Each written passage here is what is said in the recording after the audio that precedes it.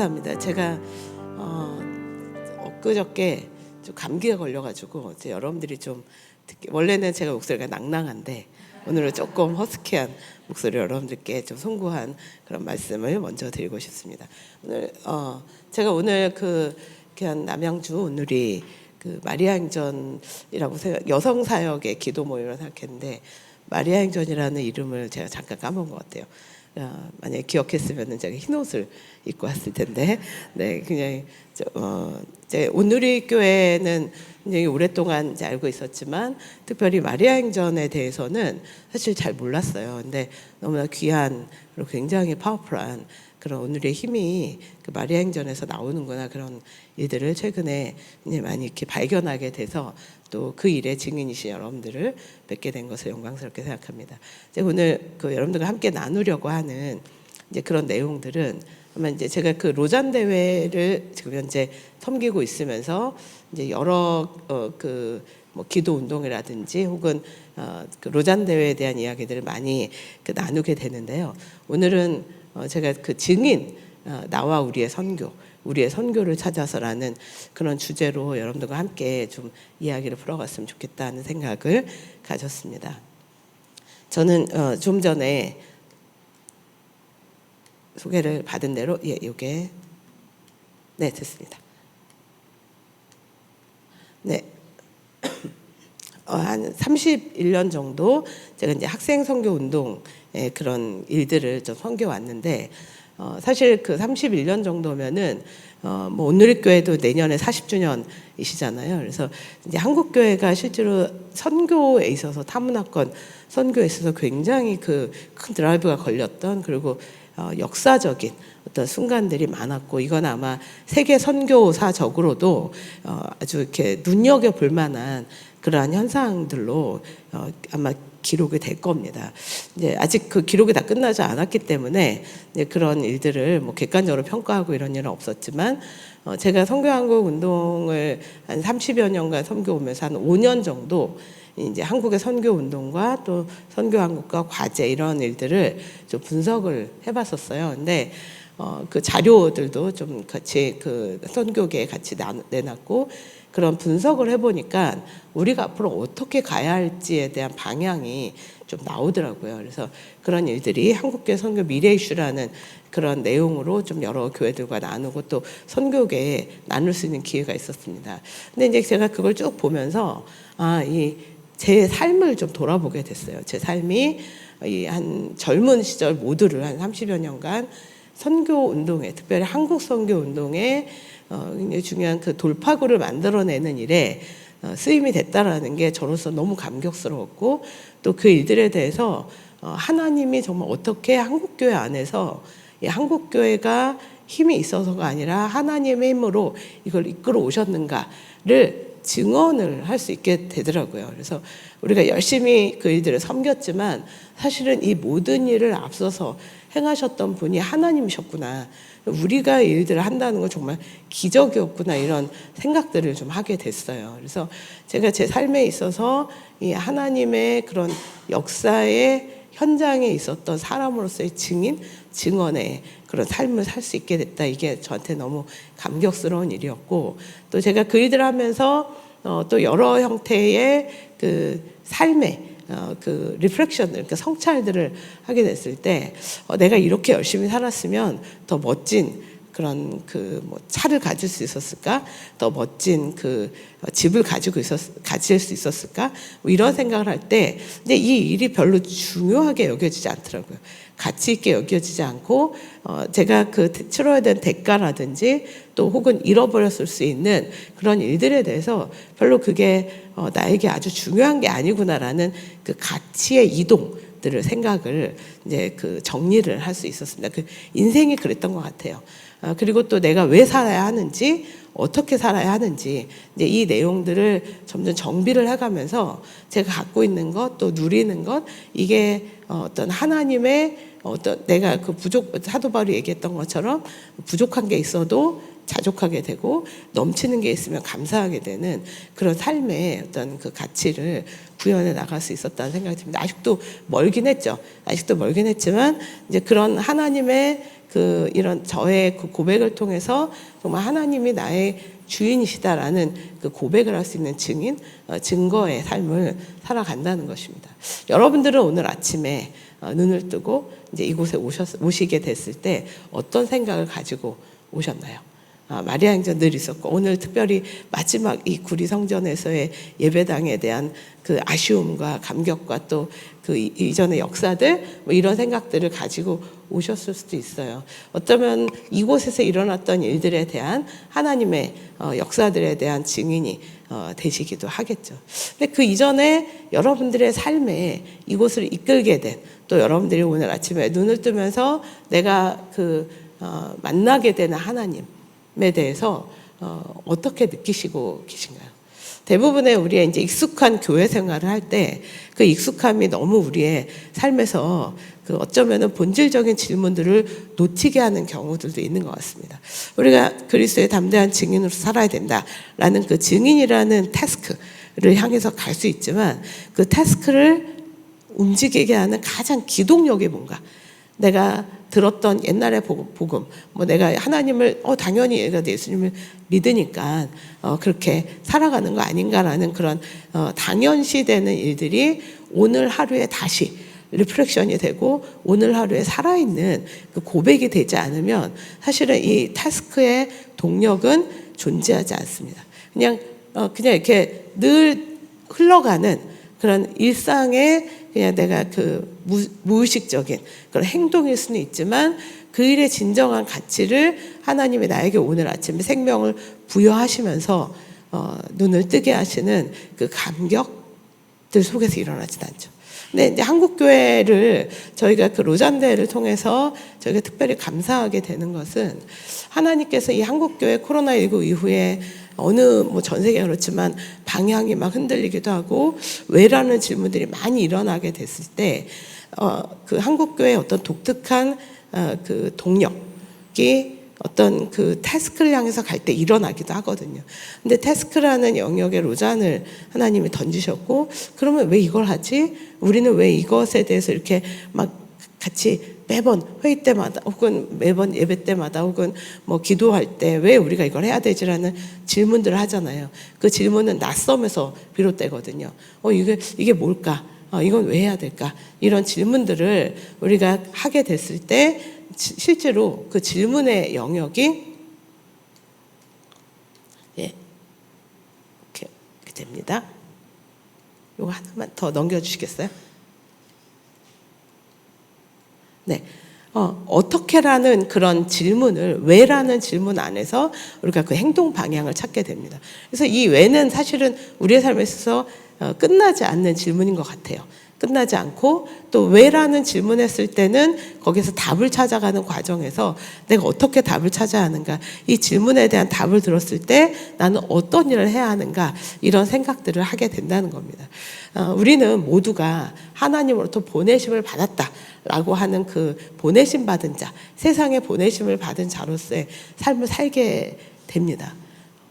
이것을 내가 어떻게 그 예배 때마다 일어나는 다양한 그런 도전들 또 말씀 안에서 일어나는 그런 하나님의 그 나를 깨우치심, 이것을 통해서 우리가 전하는 삶을 살아야 한다고 하고 그것을 우리는 여기에서 얘기했던 증인의 삶이라고 표현을 하기도 하죠. 그럼 오늘 제가 여러분들께 이런 질문들을 하면서 실제로 우리의 정체성과 또 우리의 해야 될 일, 또 우리가 지금 현재 당면하고 있는 우리의 그 역사적인 상황들, 이것들을 한번 좀 풀어갔으면 좋겠다, 이런 생각을 합니다.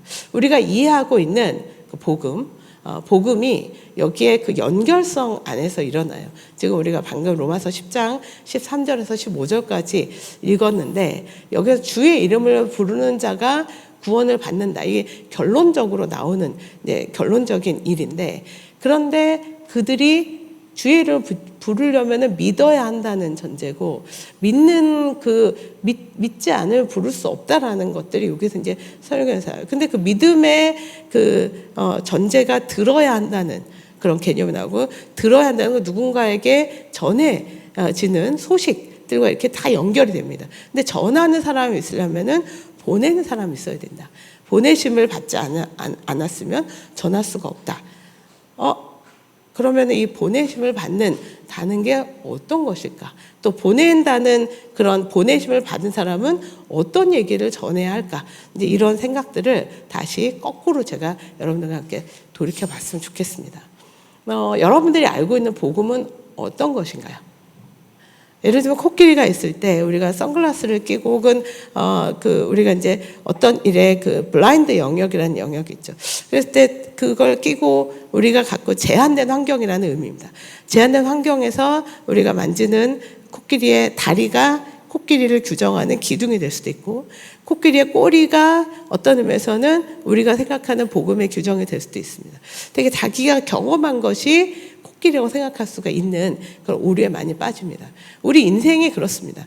우리 인생이 하나님에 대해서 알고 싶지만 하나님을 우리가 다 알 수가 없잖아요. 하나님 우리가 어떻게 합니까? 그 전지전능하시고 광대하신 하나님을 알 수가 없는데, 우리가 이해한 하나님만이 하나님이라고 우리가 주장하는 그런 오류에 빠질 수가 있다는 거예요. 그거는 어떤 목사님도 마찬가지입니다. 어떤 박사님도 우리가 신앙생활 오래 했어도 짧게 했어도 하나님에 대한 지식을 담을 수가 없어요. 근데 우리는 그 하나님에 대한 내가 갖고 있는 알량한 지식을 나의 경험과 또 어떤 그 연륜, 제가 31년간 성교계에서 일을 했습니다. 이런 거 자체가 갖고 있는 그 오만함이 나타난다는 거예요. 그런 일들을 우리가 날마다 버리고, 하나님, 내가 오늘 하나님 앞에 눈을 뜨게 된 것이 나의 의지가 아니라, 나의 에너지가 아니라 사실 하나님의 은혜였고, 오늘 내가 이전에 경험했던 모든 삶에서 새로운 영역에 하나님의 부르심이 있다는 사실을 깨닫게 해주십시오. 이전 것은 내가 이전 것에 얽매이는 것이 아니라 이전의 일들을 하나님을 증거하는 그 동력으로 삼았을 때 내가 오늘 눈뜨고 직면하는 모든 일들 가운데 하나님이 드러나기를 원합니다. 이런 고백이 가능하게 됩니다. 내가 알고 있는 하나님은 굉장히 하나님의 광대하심에 비해서 아주 작은 부분이야. 그래서 다른 이들이 말하는 하나님에 대한, 또 다른 현상 속에서 나타나는 하나님에 대한 일들의 마음을 열고 눈을 열고 귀를 열고 있어야 한다. 그래서 날마다 묵상을 하잖아요. 날마다 우리가 정말 반복적인 것 같지만 이 예배를 통해서 하나님을 아는 지식에 늘어가게 되는 그런 은혜를 누려야 한다는 겁니다. 그렇게 됐을 때 자신이 갖고 있는 게 얼마나 작은 것인지, 그래서 얼마나 겸손하게 그 날마다 우리가 하나님 앞에 고백해야 되는지, 이거는 여러분들뿐만 아니라 모든 선교사들, 모든 선교학자들, 모든 소위 말해서 탁월한 리더라고 하는 모든 사람에게 동일하게 적용돼야 하는 그런 태도라고 저는 생각합니다. 그랬을 때 우리가 이 선교적인 영역도 마찬가지예요. 제가 오랫동안 일생의 절반 이상을 선교계에서 일을 하면서 제가 굉장히 고백하게 되는, 정말 선교는 알 수가 없다라는 거예요. 우리가 갖고 있는 선교적인 경험과 선교적인 전략과 선교적인 행위들이 사실은 이 수천 년의 역사 가운데 하나님이 우리에게 주신 사명에 지금 내가 직면하고 있는 아주 정말 작은 부분이었구나. 그리고 하나님이 그 거대한 하나님의 드라마를 써가시는 그 과정에서 내가 정말 작은 부분을 섬기고 있구나, 그런 생각들을 하게 돼요. 근데 이제 제가 선교계에서 보면은 우리가 이 선교라는 영역이 미전도 종족 선교가 아니면 딴 거 선교가 아니야, 이렇게 생각하는 분들도 있고, 내가 경험한 이 선교가 가장 중요한 선교라고 주장하는 그런 소리도 있고, 물론 그게 가장 중요하니까 자기의 인생을 드렸겠죠. 그러나 이것만이 중요한 건 아니라는 거예요. 하나님은 모두에게 각자의 삶에 있어서 하나님의 선교적 사명을 감당하라고 삶의 자리로 보내셨다는 겁니다. 제가 이 영역을 생각할 때 여러분들과 함께 나누고 싶은 그 단어가 있어요. 그 단어가 있는데, 선교라는 용어에 대한 원어적 해석입니다. 원어적 해석이 히브리서에서 우리가 좀 차용을 좀 해보게 되는데, 선교는 히브리어로 실로아흐 혹은 살로하 이런 그 영역으로 이게 그런 단어를 사용하더라고요. 근데 이게 실로아흐라는 말이 여러분들에게 조금 낯선 용어일 수는 있는데 실로암은 좀 익숙하신가요?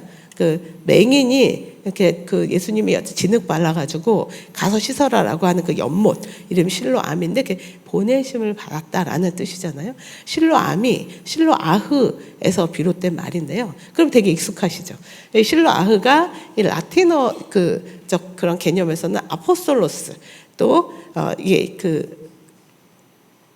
그리고 미시오라는 라틴어죠. 그러니까 헬라어로 아포스톨로스가 나오고 라틴어로 미시오라는 단어가 나오고 영어로 미션이라는 단어가 나오고 또 그다음에 우리가 흔히 쓰는 선교 이렇게 변천사를 갖고 와요. 근데 이 실로아흐라는 개념을 생각했을 때 실로암 보내심 받았다. 오, 그래 맞아. 그때 나오는 그런 우리가 대표적으로 쓸 수 있는 죄송합니다. 이게 성경을 제가 여기에서 차용을 해봤는데 요한복음 20장 21절이었어요. 아버지께서 나를 보내신 것처럼 나도 너희를 보내노라 할 때 이 보내노라는 그런 개념이 실로아흐에서 비롯이 됐다는 것이죠. 예수님께서 자신의 삶에 그 보내심을 받은 인간의 구속사를 이루기 위해서 보내심을 받은 곳이 이 땅인데 이 땅으로 보내심을 받은 그 주체를 하나님 아버지로 규정을 하셨고 또 예수님께서 보내심을 받은 예수님께서 우리를 또 보내시는 그러한 일들로 우리에게 사명을 주셨다는 겁니다. 이 실로아흐라는 개념에서 이 더 센트 보내심을 받은 자, 즉 보내심을 받은 자가 해야 되는 일들이 보냄을 받은 자의 메시지를 가지고 그 삶을 영위해야 한다는 그런 개념이죠. 예수님께서는 그 보내심의 사명을 다 이루셨어요. 이루셨고 이제 남은 일들을 너희에게 위탁한다. 근데 여기서 되게 저는 생각을 해봤습니다. 아니 예수님이 그냥 한 방에 다 끝내시지. 왜 우리에게 이 사명을 또 주셨을까? 이런 생각을 좀 해봤어요. 여러분들은 그런 생각 안 해보셨습니까? 하나님이 전지전능하신데 웬만하면 지금 뭐 몇백만 유튜버 저리 가라 할 정도로 하나님이 한번 샥 훑으시면 이게 끝나는 일인데 왜 우리에게 이 사명을 주셨을까? 이런 생각을 혹시 안 해보셨는지 모르겠어요. 저는 가끔 선교사들의 이제 선교사들과 함께 많이 이런 일들 저런 일들 할 때 선교사들의 뭐 아픈 일들 또 혹은 뭐 순교를 했다거나 뭐 이런 일들 할 때 왜 하나님이 이런 일들을 우리에게 요구하실까 이런 질문을 좀 한 적이 있어요. 근데 이건 우리가 아마 이 생을 다 끝날 때까지 해결이 되는 질문은 아닌 것 같습니다. 하나님 옆에 갔을 때 우리가 하나님께 좀 한번 왜 그러셨어요? 라고 물어볼 수 있는 부분인데 근데 한번 또 돌이켜보면은 그런 일들이 왜 일어났을까에 대한 하나의 좀 한 영역의 답을 제가 찾아가는 것 중에 하나가 이거였습니다. 하나님은 전지전능하신 분이신데 하나님이 하나님의 전지전능하심을 스스로 제안하셔서 자신의 정말 전도의 미련한 방법을 통해서 우리와 함께 그 일을 하기를 원하시지 않았을까? 왜? 하나님이 그거를 기뻐하신다고. 내가 나의 능력으로 우리에게 리모트 컨트롤을 딱 꽂아가지고 막 알아서 조정하시는 게 아니라 하나님이 하나님의 형상으로 지음받은 우리가 하나님의 영광을 살아야 되는 우리가 하나님의 영광을 살도록 우리를 도리어 우리에게 기회를 주신 것이 아닐까 그런 생각을 하게 됐어요. 그게 성경에서 나와 있는 전도의 미련한 방법을 통해서라는 말을 묵상하다가 정말 하나님이 전지전능하신 하나님이 하나님의 능력을 제안하셔서 우리가 하나님의 일들을 함께 수종드는 일, 하나님의 역사에 함께 가는 일들을 기뻐하시는구나. 이걸 하나님이 하나님과의 우리의 동역의 그림으로 우리를 부르신 것이 아닐까. 나를 부르신 것이 아닐까. 내가 사실은 엄청 잘난 척하면서 더 많은 일들을 할 수 있을 거다라고 하는 자기 착각에 빠져 있을 때 하나님을 위해서 사는 일이 얼마나 가치 있는 일인지 그걸 보게 하는 그러한 삶으로 나를 인도하셨구나. 그런 생각들을 좀 하게 됐어요. 아마 그 질문이 제가 하나님을 더 깊이 묵상하고 하나님이 하나님 형상으로 지음받은 이 세상의 그 타락과 그 타락을 하나님이 그냥 단순히 그냥 없애버리시는 것이 아니라 하나님의 정의라는 관점에서 그 일을 이루시기를 원했고 그 정의라는 관점에서 이루시기를 원하는 가운데 우리에게 샬롬에 대한 하나님과의 샬롬이 하나님의 정의라는 그런 관점에서 대가를 치르지 않으면, 예수 그리스도의 십자가의 구속의 은혜를 거치지 않으면 하나님의 정의가 하나님이 그 정의를 이루실 수 없다라는 스스로의 규정 때문에 우리에게 그 예수 그리스도의 십자가의 구속의 은혜를 베푸셨고, 또 그것을 통해서 우리가 진정한 평화를 누리고 평화 가운데 기쁨이 있게 되는 그 과정으로 우리를 견인하시는구나, 이런 생각을 하게 됐습니다. 여러분들, 지금 우리가 살아가는 세상에 얼마나 평화가 없습니까? 평화가 없고 또 기쁨이 없죠. 평화가 없으면 기쁨이 있을 수가 없습니다. 근데 우리가 우리의 개인의 삶에 있어서는 평화롭고 또 기쁨이 있을 수 있어요. 안정이 있을 수 있습니다. 그러나 하나님의 눈으로 세상을 봤을 때 세상이 얼마나 고통스러웁니까? 이 고통의 영역들 가운데 우리가 왜 존재해야 하는가? 하나님의 고통의 마음으로, 하나님의 눈으로 정말 이 세상을 보라고, 같이 봐달라고 하나님이 우리에게 부탁을 하신 거예요. 그 부탁을 우리가 받은 사람들이라는 거죠.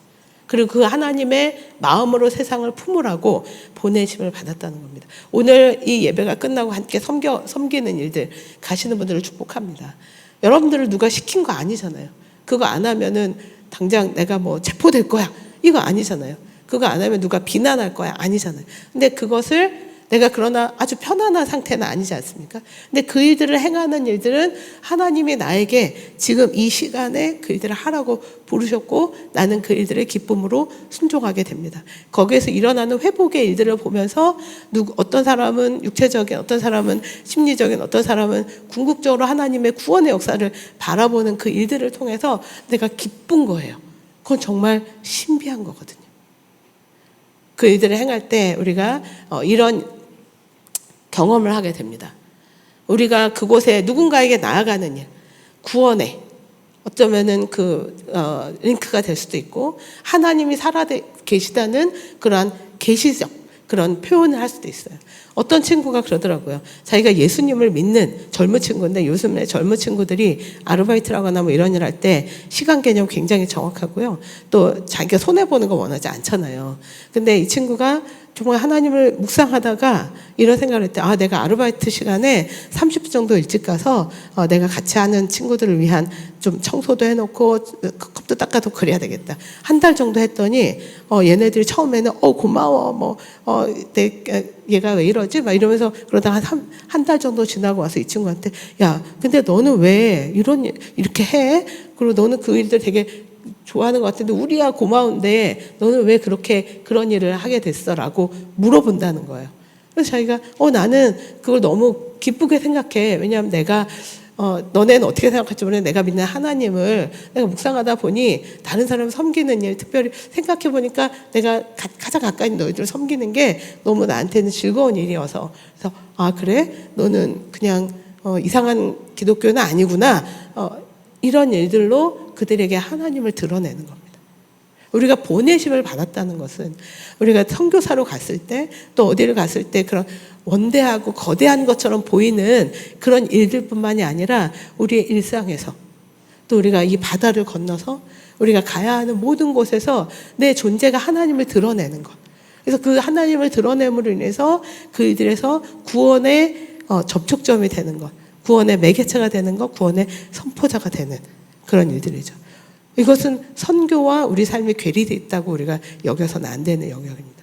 그렇기 때문에 우리가 섬기지만 그 안에서 사람들이 변화되는 권위가 나타나는 거예요. 그리고 하나님이 나를 움직이신다는 그러한 그 객관적인 증명으로 인해서, 그래서 하나님이 어떤 분이시지? 하나님이 쟤를 움직이는, 하나님이 우리를 움직이는 분이시다라는 하나님의 권위가 드러납니다. 예수님은 이 계시와 권위를 동시에 행하셨지만, 예를 들면 요셉이 그 애굽으로 팔려갈 때 얼마나 비참했습니까? 그러나 궁극적으로 그 민족의 구원을 이루는 그 역사를 하나님의 거대한 역사 안에서 이루시는 겁니다.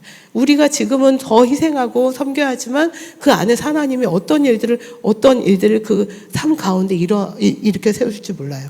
선교사님들이 가서 아무것도 안 한 것 같지만 그를 통해서 하나님 궁극적으로 그 나라 안에 어떤 일을 행하실지, 그가 만나는 누군가가 그 이후에 어떤 일을 행하실지 알 수가 없습니다. 그래서 그 순간에 가장 진실하고 가장 우리가 하나님께 보내심을 받았다는 그 시간을 살아야 하는, 그게 더 센트의 삶입니다. 보내심을 받은 사람의 삶이라는 것이죠. 근데 아이러니하게도 이건 보장이 되지 않아요. 어떤 사람들은 가서 순교할 수도 있고, 어떤 사람들은 아픔으로 고통을 받을 수도 있고, 어떤 사람은 순간적으로 거기에서 누군가가 회심을 하는 놀라운 열매를 거둬들이는 일들을 할 수가 있겠죠. 우리가 보내심을 받았다는 그런 개념에서 옛날에 우리의 예를 들면 사신들을 생각할 수도 있습니다. 임금으로부터 보내심을 받은 사람들. 그 사람들이 가서 중국에서 우리나라에 오면은 막 거드름을 피우고 막 그렇게 하지만, 우리나라에서 중국으로 간다 생각해 보세요. 목숨을 보장받지 못할 수 있습니다. 근데 사신들이 가는 거죠.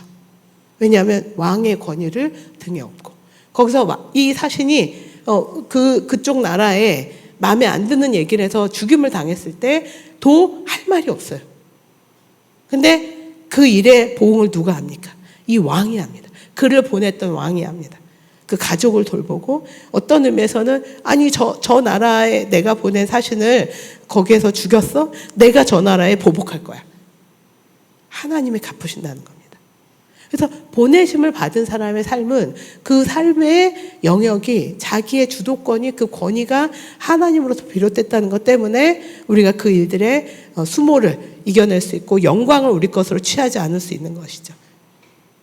우리의 삶에 하나님께서 여러분들의 삶과 제가 이 삶을 살아갈 때 결코 이 그리스도의 담대한 증인이라는 것이 관념적이지 않고 바로 오늘의 삶이고 지금의 삶이고 그리고 미래의 삶이고, 그곳에서 내가 치러야 될 대가와 또 내가 정말 영광을 누릴 수 있는 그런 일들 속에서 하나님의 살아계심을 증거하게 되는 것이죠. 우리가 선교를 생각할 때 선교에 대한 여러 가지, 여러분들이 아울리치도 가실 거고 그렇게 되지만, 선교를 남의 이야기로 여길 수도 있고 나의 이야기로 여길 수도 있습니다. 보통 우리는 선교는 먼 곳에 낯선 종족들에게 가서 선교사들이 그들을 전도하고 또 개종시켜가지고 교회를 개척하는 일이라고 생각하지만, 단순히 지금 보내심을 받은 삶이라는 개념에서 이게 굉장히 코끼리의 어떤 코를 만진 경향이 될 수 있어요. 근데 이거는 그동안의 한국 선교가 지난 한 30여 년간 생각했던 선교라는 그런 인식이에요. 그렇기 때문에 이게 그동안에 우리가 갖고 있었던 인식 속에서는 선교는 나의 이야기라고 보기는 조금 거리가 있는 그런 인식이라고 볼 수가 있어요. 근데 우리가 지금 이 인식을 조금은 좀 바꿔야 될 때가 온 것 같습니다. 예를 들면 이런 거예요. 이거는 지금 미국에서 어떤 기사에서 나온 사진인데, 저쪽에 작년인가 재작년에 미국 쪽에서 산불이 엄청나게 났잖아요. 기후변화 때문에 엄청나는데 저쪽에서 산불이 나고 있는데 여기서 골프를 치고 있다는 거예요. 여러분들 이게 어떻게 해석이 되십니까? 여기에는 여러 가지의 이제 해석들을 우리가 할 수는 있겠는데, 그냥 제가 해석한 건 이거예요. 산불이 저렇게 일렁일 때 골프를 치는 사람의 심리는 무엇일까? 산불은 내가 끄는 게 아니야. 저거는 소방관들이 끄는 거야. 저게 설마 나한테 오겠어? 이런 생각을 할 수 있어요. 근데 조금 더 지각이 있는 사람이면 내가 지금 골프를 치고 있을 때가 아니야. 가서 저 산불을 끌 수 있도록 내가 도울 수 있는 방법은 무엇일까? 저 산불이 이곳으로 오기 전에 이것을 막아낼 수 있는 방법은 무엇일까를 생각한다는 거죠. 근데 선교 쪽은 주로 저는 선교나 지금의 이 세상의 흐름 안에서 이 수많은 아우성들을 대하는 우리의 자세가 저는 무관하지 않다고 생각합니다. 저건 내 일이 아니야. 저거는 그들의 일이야. 내가 정말 그곳에 관심을 가질 필요는 없어. 라고 생각하는 경향이 굉장히 많이 있어요. 여러 곳에서. 사회적 문제도 마찬가지고, 우리가 선교적인 과제도 마찬가지고, 교회에 있어서 우리가 이렇게 다니면서 예수를 믿지 않는 사람에 대한 전도의 열정이 훨씬 떨어지고 있는 건 맞는 것 같습니다. 어떻게 해야 될지도 모르겠고, 그들의 거부를, 내가 당황스러움을 어떻게 내가 감내해야 될지도 모르겠어요. 그냥 나만 잘 예수님 믿고 잘 살면 되지라고 하는 경향성이 더 높아지긴 합니다. 캠페인 상으로는 그래야 된다고 많이 얘기하지만, 그게 실제로 우리 안에 동기부여가 사실 많이 안 될 수 있어요. 근데 이 세상은 우리가 아까 그 더 센트의 삶, 소금과 빛으로의 삶이 우리에게 보내신 받은 사명으로서의 우리의 자각이 일어난다면 세상의 고통을 바라보게 된다는 겁니다. 지금의 그 한반도의 어떤 긴장들, 또 정말 그 가정이 해체되는 이런 현상 속에서의 공동체 훼손이 갖고 있는 비인간화. 우리가 단순히 출생률이 떨어지는 것에 대한 그러한 그 걱정이 아니라 왜 그게 일어났을까? 왜 가정에 대한 생각들이 이렇게 파괴적일까? 혹은 굉장히 자기 중심적인 삶을 살 수밖에 없도록 만드는 세상의 각박함을 교회는 나는 그리스도로서 어떻게 이야기를 하고 있을까? 아기를 많이 낳는 일이 좋은 일이에요 라고 하는 그런 일들에 거부하는 사람들의 그 삶, 또 생각들, 이거는 복음이 또 혹은 나는 어떻게 그걸 답을 줄 수 있을까? 이런 생각을 하지 않을 수가 없는 세상입니다. 뭐 여기에 대한 다양한 전문가적인 답이 나오지만 저는 출생률에 대한 얘기를 할 때 되게 기분이 안 좋은 거는 이거예요. 그러면은 경제 인구가 떨어질 거고 뭐 경제적인 관점에서 이런 분석들이 굉장히 불편해요. 이 사람의 생명은 하나님의 주권 아래서 태어나는 것이고 그의 생애에 있어서의 가치가 하나님의 형상으로 지음받은 그 가치로 존중이 돼야 되는데 자꾸만 그 생명에 대한 주관자의 그 하나님의 계획보다는 그 목적보다는 자꾸 경제적인 관점에서 분석되는 이 세상의 흐름에 저는 거부하고 싶습니다. 그리고 그 거부는 우리가 하나님이 만드신 가정과 생명에 대한 가치를 존중하고 또 그 일들을 정말 그 일들의 열매를 세상에 와 저렇게 살면 정말 멋있는 삶이구나라고 보여줄 수 있는 그런 일들에 대한 교회 과제로 좀 저는 조명을 하고 싶어요. 로마 시대가 멸망한 거는 거기 출생률에 급격한 저하도 있었지만 그 이면에는 여성에 대한 굉장한 차별과 여아들을 굉장히 많이 버렸잖아요. 태어나면 여자들은 그냥 갖다 해자에 버리고 막 길거리에 버리고 이랬거든요. 여자는 하등에 쓸모가 없는 인간들 막 이랬는데 그 아이들을 누가 데려다가 키웠습니까? 그리스도인들이 데려다 키웠어요. 그리스도인 공동체가 애들을 막 데려다가 고아들 막 여자애들 특별히 키우니까 사람들은 쟤네들 데려다가 잡아먹는구나. 왜냐하면 성찬을 그 식인으로 잘못 일하고 있었으니까요. 근데 가서 보니까 그게 아닌 거예요. 너무나 그 그리스도인 여성들이 아름답고 또 그 삶이 너무나 풍요롭고 존중받고 있었고 교회 안에서 막 이런 걸 보면서 로마의 사람들이 되게 이상한데 쟤네 굉장히 매력적인 그런 공동체였어. 그거 자체가 증거였어요. 초대교회는 막 전도 캠페인 안 했고 선교를 안 나갔거든요. 근데 많은 사람들이 교회를 보면서 핍박을 당했지만 그곳에서 정말 저 사람들 보니까 괜찮은 사람들인 것 같아. 저 사람들 보니까 희생을 하는데 나보다 우리 그 병든 우리 가족을 더 잘 돌봐줬어. 왜 그러지? 저 사람 도대체 뭐지? 이런 일들로 200년 만에 로마가 복음화가 됐잖아요.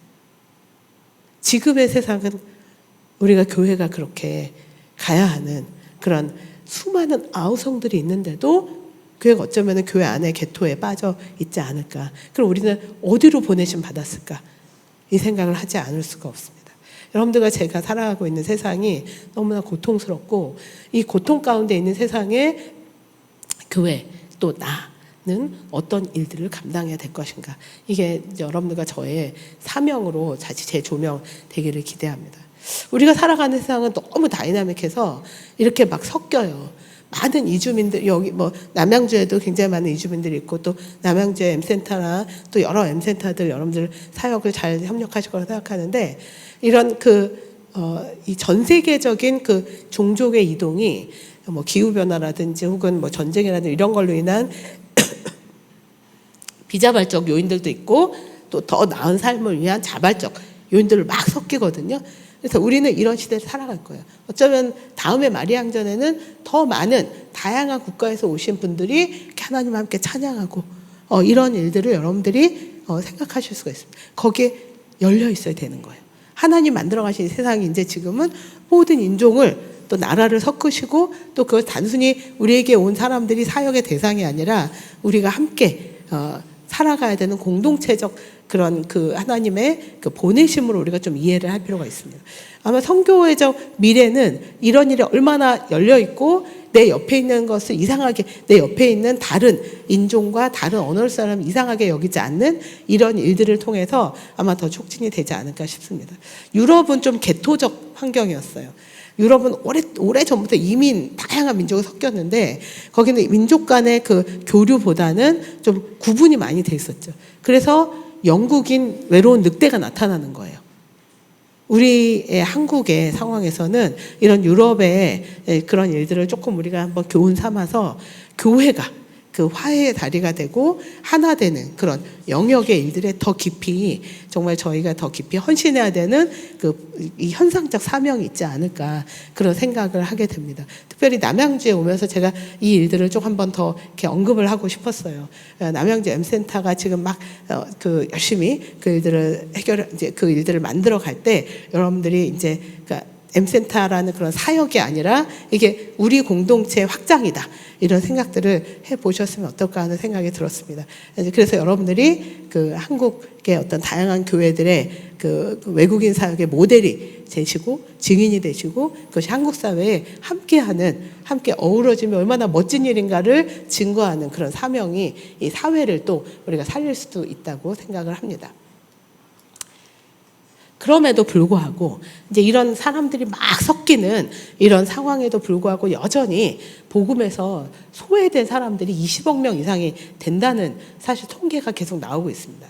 여기서 복음에서 소외가 됐다는 말은 누군가가 그들에게 찾아가지 않으면 복음을 들을 수 있는 기회를 얻지 못한다라는 개념이에요. 그래서 여전히 이 한국교회가 더 많은 선교사를 보냈으면 좋겠어요. 저는 더 많은 사람들이 선교사로 일어났으면 좋겠어요.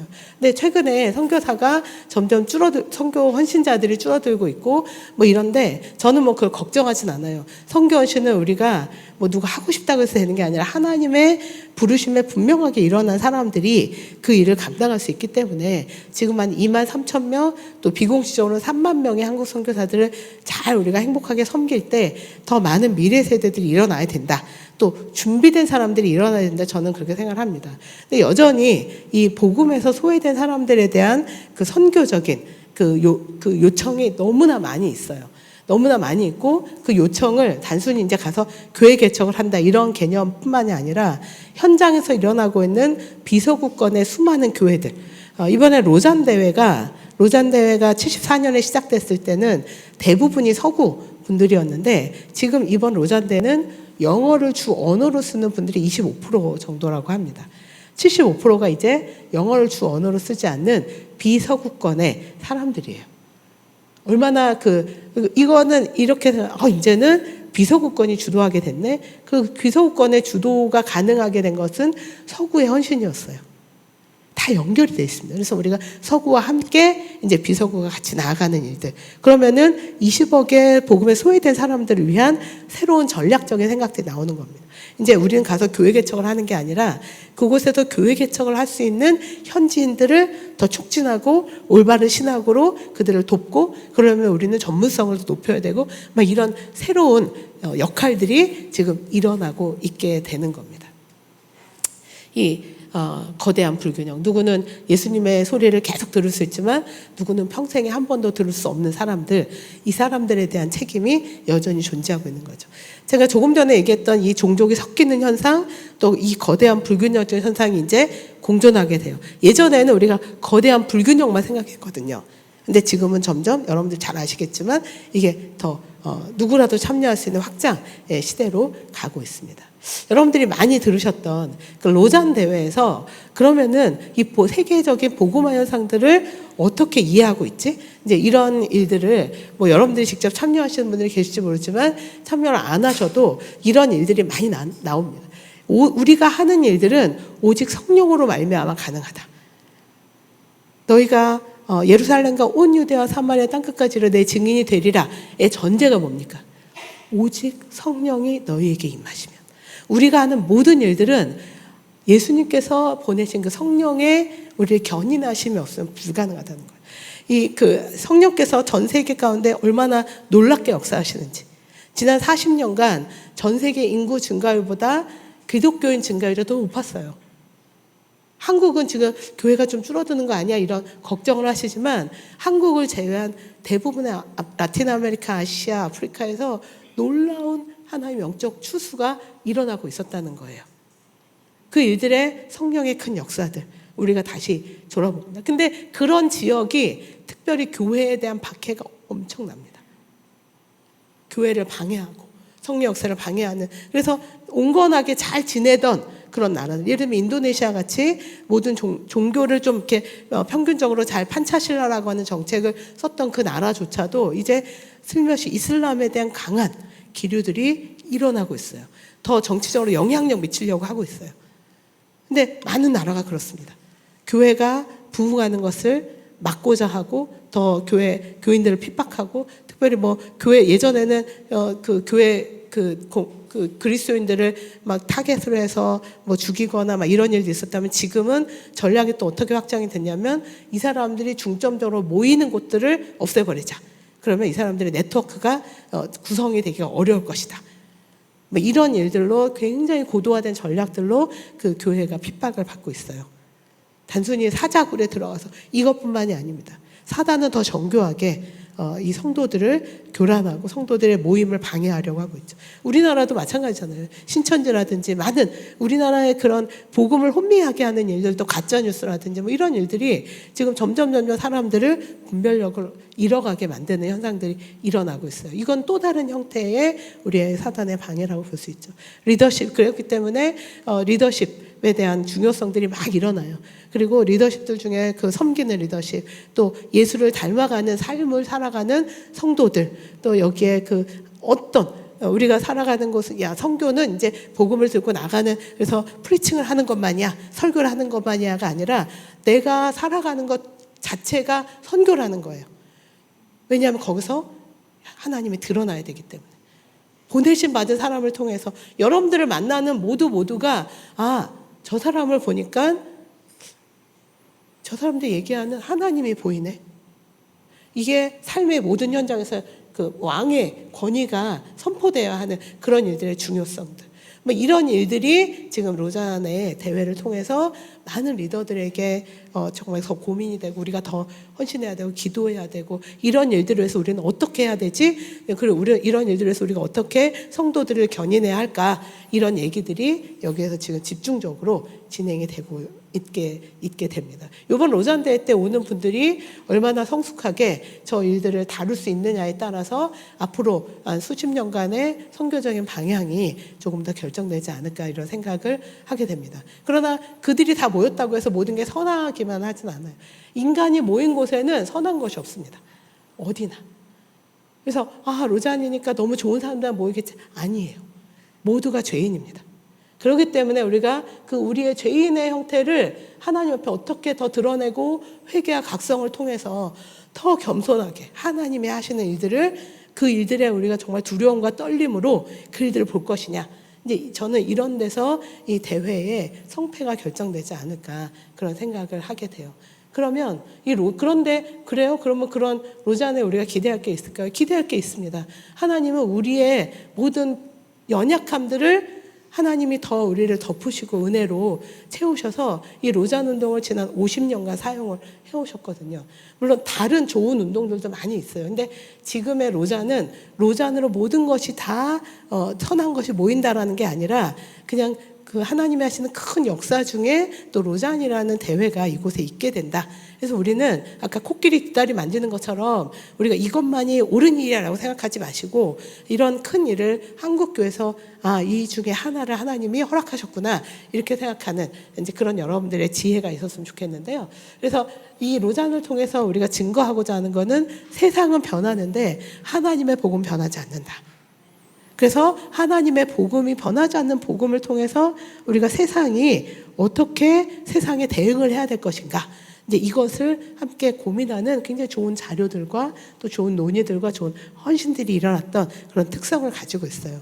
그리고 또 로잔 대회가 갖고 있는 굉장히 큰 특징 중에 하나는 우리가 전 세계 교회가 하나님 앞에 부르심을 받은 하나의 교회임을 증거하는 겁니다. 그래서 이 교회는 거룩함의 공동체여야 되잖아요.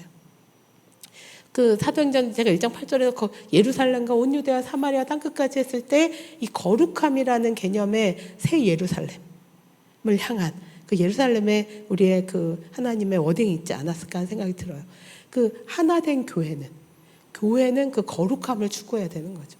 우리의 모든 그 죄악들이 있어요. 그러나 우리가 거룩하지 않기 때문에 그 거룩함을 향한 하나님 앞에 이사야가 두려움과 떨림으로 하나님 앞에 갔던 것처럼 교회는 하나이고 거룩함을 추구해야 되고 우리가 사도적이다. 그게 보내심을 받았다는 거잖아요. 실로아흐, 아포스톨로스, 미시오 이 일들을 감당해야 합니다라는 고백이 하나가 모두에게 그런 고백이 그 로잔의 특성 중에 하나라고 봅니다.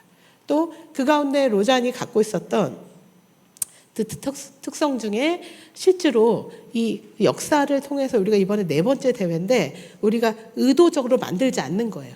로잔을 그래서 운동이라고 얘기합니다. 조직이 아니라. 운동은 이렇게 흘러가는 거예요. 그래서 이게 몇 년에 한 번씩이에요? 아무도 몰라요. 아무도 모르는데 이렇게 우리가 로잔대를 통해서 우리가 이렇게 하나가 됐어요. 그래요? 그럼 우리가 하나가 된 우리의 삶의 현장을 이렇게 열심히 그 복음으로 우리가 견인해 갑시다라고 할 때 어느 순간에 막 하다가 우리가 한번 다시 모여서 하나님의 하신 일들을 한번 찬양하고 하나님의 하신 새롭게 주시는 비전을 한번 그 비전을 한번 우리가 함께 공유하는 건 어떨까요? 하고서 74년에 있었던 게 89년에 모이고 89년에 모였던 사람들이 또 2010년에 모였다가 2010년에 모였던 사람들이 이제 2024년에 우리가 50주년을 이렇게 다시 한번 하나님이 하신 일들을 우리가 돌아보고 그 일들에 우리가 앞으로의 과제들을 살펴봅시다. 이런 거예요. 빌리 그레함이나 존 스터트가 이 일들이 이렇게 진행될 거라고 생각을 안 하셨을 것 같아요. 그 시간에 충실했을 때 거기서 부르심 받은 사람들이 이것을 만들어 오는. 그래서 로잔은 조직이 아니라 운동성을 가지고 이렇게 진행되어 오는 그런 일들이에요. 그러면 앞에 이 운동은 하다가 꺾일 수도 있고요. 더 불이 붙을 수도 있어요. 운동은 굉장히 자발적인 특성이 붙었을 때 이게 불이 붙거든요.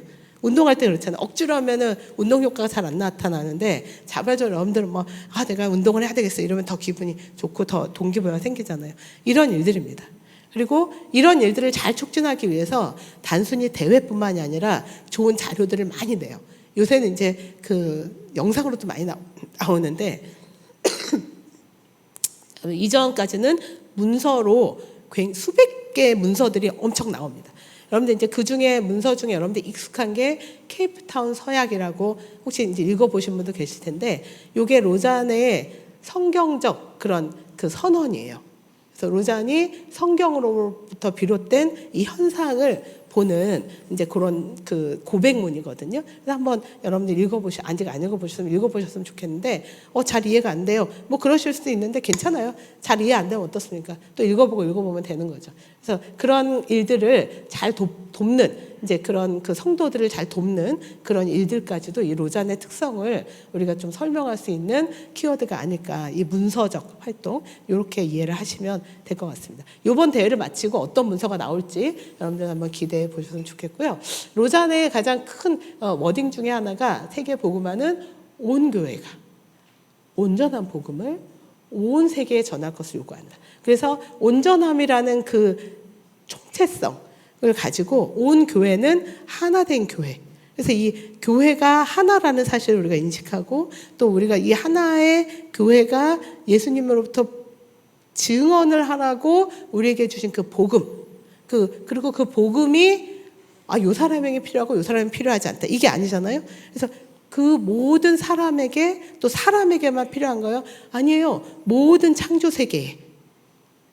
이 우리의 죄로 인해서 창조세계에 고통받는 것은 우리가 하나님으로부터 회복이 됐을 때 창조세계가 다시 하나님을 찬양하는 그러한 그 소리를 낼 수 있게 되는 거죠.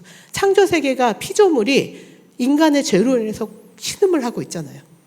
이 환경 문제라든지 뭐 이런 것이 다 그런 겁니다. 환경은 우리가 자연 보호를 안 했기 때문에 일어나는 것이 아니라, 환경은 사실은 우리의 탐욕과 우리의 죄성으로 인한 탐욕과 모든 그 죄악으로 인해서 이게 다 망가지고 있는 거죠. 이번에 대회가 마치고 나서 4일 동안 이 창조세계 돌봄에 대한 성경적 그런 그 운동가들이 전 세계에서 요게 크리에이션 케어라는 분과로 모이거든요. 4일 동안 또 자기들끼리 모여서 수련을 또 해요. 그래서 우리가 어떻게 이거 창조세계 돌봄이 선교라는 사실을 교회마다 알릴 것이냐, 막 이런 것들을 하고 있는데, 창조세계 돌봄에 대한 여러분들이 관심 있으시면은 한번 그 일을 위해서 기도해 주셨으면 좋겠어요.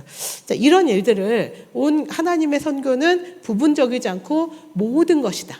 하나님의 선교는 선교사가 하는 게 아니라 내 삶에 사는 것이다. 이것이 바로 증인의 삶이다. 저는 그래서 증인의 삶은 어떤 누군가에게만 부여된 삶이 아니라 우리 모두에게 부여된 삶이다. 이런 생각들을 여러분들과 다시 한번 좀 나누고 정리하고 싶었습니다. 이 로잔 대회의 개요는 여러분들 너무 잘 아실 것 같고요. 네, 제가 이걸 잘 활용을 못했나 봅니다. 다음을 한번 화면을 보여주시겠어요?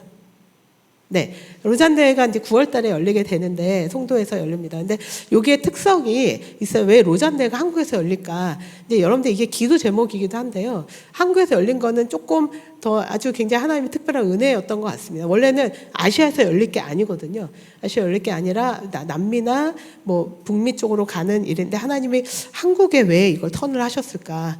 이제 그런 생각을 하고, 또 여러분들이 한국에서 가장 좀 중심적으로 이 일들을 섬기는 게 온누리 교회예요. 그래서 온누리 교회가 하는 건 아닌데 온누리 교회가 이 일들의 축이 돼서 그 일들을 섬기고, 또 특별히 이재호 목사님이 온누리 교회 이름이 안 드러나기를 원하고, 또 이재호 목사님의 이름이 안 드러나기를 원하고, 모든 교회가 함께하는 연합의 그런 그림을 좀 소원하고 계시고, 또 그래서 저는 제가 연합운동을 한 사람의 입장에서는 아주 건강한 그런 운동으로 이 한국교회 로잔 운동이 지금 이 로잔 대회를 통해서 섬기고 있다, 이런 생각을 좀 하게 됩니다. 특별히 이게 50주년이기 때문에 희년이라는 개념도 있고요. 또 이게 한국 자체가 한국이나 동북아나 이런 굉장히 좀 조금 이게 좋지 않잖아요. 여러 가지 그 갈등도 있고 긴장도 있고. 근데 여기가 그 아프리카라든지 유럽이라든지 이런 쪽에 폭발한 전쟁 상태는 아니라는 거예요. 그렇다면은 이런 긴장을 복음 안에서 우리가 어떻게 화해와 평화로 이뤄갈 것이냐, 복음이 이 일들을 덮는 하나님의 샬롬으로 이 그 메시지를 전하고 또 그 샬롬의 출발지가 될 것이냐, 저는 이런 일들에 조금 관찰 포인트가 있어요. 그래서 그런 역동들이 그런 그 세계사적으로는 좀 일어났으면 좋겠고, 한국 교회적으로는 이 기도의 역동들이 사실 이 일들의 중심에 있다라고 해도 저는 과언이 아니라고 생각합니다. 특별히 여러분들과 함께 여러분들 매일매일 기도를 함께 동참하고 있어서 너무 감사한데, 이걸 한번 볼까요? 그 다음 화면을 넘겨주세요. 이번 로잔대를 통해서 되게 독특한 게 그 다음 화면을 한번 보여주세요. 네, 요 그림은 윌리엄 캐리라고 하는 선교사가 1790년대에 영국에 선교사로 가면서 근대 선교의 문을 열었거든요. 근데 이제 이분이 영국에서 생활을 할 때 항상 전 세계 지도를 자기가 그릴 수 있는, 영국의 주로 식민지 같아요. 영국의 식민지인지 뭐 하여튼 이렇게 지도를 그려놓고 저기에서 있는 종족들을 이름을 막 적어가면서 자기가 발견한 종족들의 이름을 적어가면서 매일매일 기도를 했다고 합니다. 그래서 이분이 이제 그 1792년에 인도를 향해서 나아갈 때 영국 교회 대부분이 반대를 했고요. 하나님이 선교 알아서 하시지 왜 선교사로 가려고 그러지, 저 젊은이는? 뭐 이랬는데 이분이 40여 년간 인도에서 엄청난 선교 사역을 열었고, 이것은 기독교 선교 역사에서 근대 선교의 아버지로 불릴 만한 그런 족적을 남기신 분이에요. 근데 이분의 삶의 영동력이 바로 이 기도에 있었다는 겁니다. 이분이 이제 자기가 살았던 마을에서 선생님도 했는데 막 지리를 막 이렇게 지도를 그려가면서 막 이렇게 애들한테 가르치다가 갑자기 딱 멈추고 막 울었대요. 그래서 애들이 선생님 왜 우세요? 했더니 여기는 아직도 예수님을 모르는 사람들이 엄청나게 많이 살고 있단다. 내가 그걸 생각하면 눈물이 나서 견딜 수가 없어. 뭐 이런 일화도 있어요. 근데 이런 기도를 통해서 제가 이 기도를 말씀을 드리는 게, 세계 선교의 굉장히 큰 역사가 모든 그 선교적 그 역사적 분석을 통해서 나타나는 것은 소수의 기도, 그 소수의 기도가 여러 곳에서 일어나서 이게 연결이 되면서 하나님의 큰 역사의 흐름을 만들어간다. 그 기도를 할 때 어떤 일이 일어납니까? 내가 죄인이라는 사실. 또 내가 하나님 앞에 있다는 사실, 하나님만이 전능하시다는 것을 고백하게 됐다는 거예요. 그랬을 때 모든 교회와 그리스도인들은 내가 하는 것이 아니라 하나님이 하시는 거구나, 하나님이 앞서서 하시는 거구나, 내 삶의 주인이 하나님이시구나라는 어웨이크닝, 각성을 하게 되는 거예요. 그리고 그 하나님이 나와 같은 죄인을 얼마나 불쌍히 여기셨는지, 이 이사야가 하나님 앞에 나갔을 때 하나님의 거룩하심 앞에서 화로다 나로 망하게 되었도다라고 했을 때 천사가 와서 이제 거룩함을 선포하는 그런 일들을 경험하면서 그 자신의 삶의 구원의 그 희열을 맛보게 되죠. 그때 고백한 게 뭐냐면은 하나님의 눈이 머무는 곳에 나를 보내소서. 선교라는 영역은 우리의 전략이 아니라 이 소수의 일상의 기도를 통해서 하나님 앞에 나아가고 하나님의 주권을 선포하고 인정하게 된 사람들이 하나님의 눈으로 세상을 보게 됨으로 인해서 선교가 일어나는 겁니다. 선교는 그렇게 더 진행이 되는 거예요. 일단 로잔 대회를 봤을 때 로잔 대회가 중요한 대회고 그냥 대회 자체를 그냥 돌리는 건 아무 뭐 어려움은 없어요. 그냥 잘하면 되니까, 열심히 일하면 되니까, 일주일 동안 열심히 일하면 돼요. 근데 한국 교회가 일들을 하나님 앞에 부여받았을 때 왜? 우리는 어떻게 하나님이 일들을 통해서 한국의 이 교회 역사 안에 큰일 행하셨고 그것이 나와 무슨 관계가 있는지를 내가 어떻게 발견해 나가지? 저는 그것이 기도의 힘이 있다고 생각합니다. 여러분들이 날마다 그냥 읽으시면 돼요.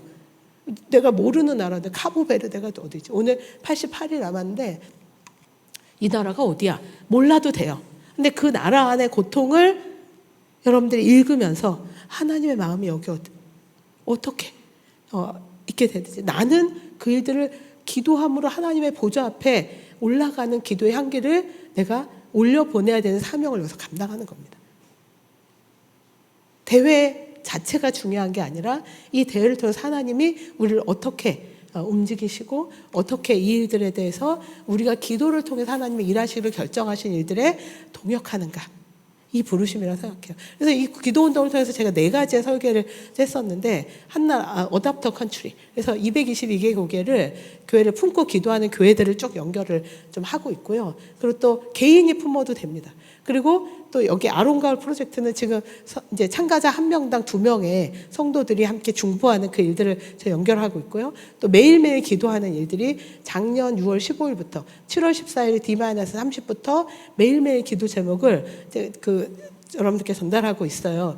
그러니까 그 일이 쉬운 일은 아니에요. 그리고 정확하게 기도를 해야 되기 때문에 또 찾아야 되는 것들도 되게 많고 뭐 이런 일들이 있지만, 그게 또 많은 우리 성도들의 기도를 통해서 하나님이 일하시는, 기도를 세계로 움직이는 그 일들 증거가 되기를 저는 기대하는 마음이 있습니다. 또 이제 7월 10일 오늘 목사님 기도하셨던 작년에 그 컨벤션에서 10,000명의 성도들이 모여서 이제 함께 기도했던 일들, 또 그것이 올해 7월 14일날 주일날 저녁에 13개 지역에서 각각 거점을 두고 만성도들의 기도. 로잔 대회는 사실은 한국에서 일어난 4차 대회가 매우 특별합니다. 이전에는 그런 일이 없었어요. 그 호스트 컨트리가 없었고 그냥 장소를 빌려서 그 지역에서 했는데, 이번에 한국이 호스트 컨트리로서 섬기겠다. 그리고 그 일들을 정말 앞서서 가장 어려운 상황에서 이재훈 목사님이 그 일들을 섬기기로 하셨고, 또 그 일들을 통해서 교회가 그 일들을 서포트하고 있고, 이런 일들이 많은 교회들이 자꾸 모이게 하는 그런 힘이 됐고, 그 모이는 힘의 가장 근간에 기도가 있었어요. 그 일들을 통해서 하나님이 얼마나 기뻐하시겠습니까? 로잔 대회 자체가 성공하지 않냐보다도 하나님이 한국교회가 어떤 마음으로 이 일들을 섬기려고 했는가, 이 섬김의 그런 영역에서 아마 세계 교회가 굉장히 이 한국교회에 우리가 뭐 선교 많이 했어 이게 아니라 정말 한국교회가 이 일들이 하나님의 것으로 인정을 하는구나, 하나님의 주권 아래 있다고 고백을 하는구나, 그것이 삶으로 기도로 드러났구나, 이런 일들의 증거가 될 수 있다고 생각합니다. 여러분들과 제가 이 4차 대회를 볼 때 역대상 10장 32절에 다윗이 그 왕이 되기 위해서 수많은 각 지파들에게 군사들을 요청했을 때, 어떤 유다 지파는 뭐 13만 명, 20만 명, 뭐 몇만 명씩 보냈는데, 이사갈 자손은 그 모든 형제들을 통찰하는, 또 통솔하는 두목 200명을 보냈다고 그랬어요. 전 세계가 엄청난 숫자 23억의 성도들이 있는데 그 중에 한국 교회는 굉장히 작거든요. 근데 한국 교회가 이사갈과 같은 이 전 세계 교회를 리딩으로 섬기는 그러한 정말 그 모든 형제를 관찰하는 그 분별력 있는 시세를 알고 시세를 읽고 그러려면 여러분들 열심히 기도를 통해서 정확한 그런 상황들을 파악하면서 이 기도에 하나님의 방향을 몰아가는 그런 일들이 이 기도회 또 로잔 대회 안에 가장 근간이 될 것이라고 믿어 의심치 않습니다. 여러분들과 제가 이 4차 로잔 대회를 좀 하나님의 힘으로 섬기게 해달라고 기도해 주셨으면 좋겠고요. 또 특별히 리더들 이정 목사님부터 유기성 목사님 또 국제본부 리더들이 하나님 앞에 더 겸손한 예수님 닮아가는 리더십으로 이를 섬기게 해달라고 그래서 이 모든 영광이 하나님께만 초점이 되게 해달라고 우리가 이 시간에 기도하면서 계속해서 기도로 우리가 섬겨 나가겠습니다. 함께 기도하겠습니다.